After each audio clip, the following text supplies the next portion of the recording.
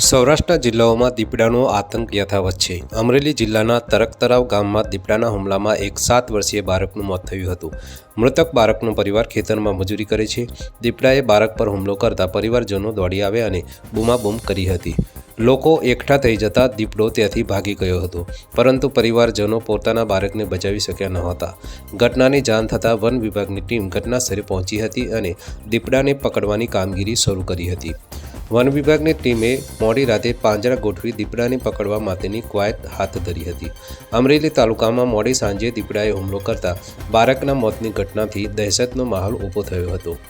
અમરેલી તાલુકાના તરકતરાવ ગામ નજીક રમણીકભાઈ પોપટભાઈ દેવાનીની વાડી વિસ્તારમાં દીપડાએ 7 વર્ષના બાળક અમિત જંગલાભાઈ માંડલિયાનું ગળું પકડી ધસડ્યો હતો। દીપડાને જોઈ પરિવારજનો દોડી આવ્યા હતા, જેથી દીપડો ત્યાંથી ભાગી ગયો હતો।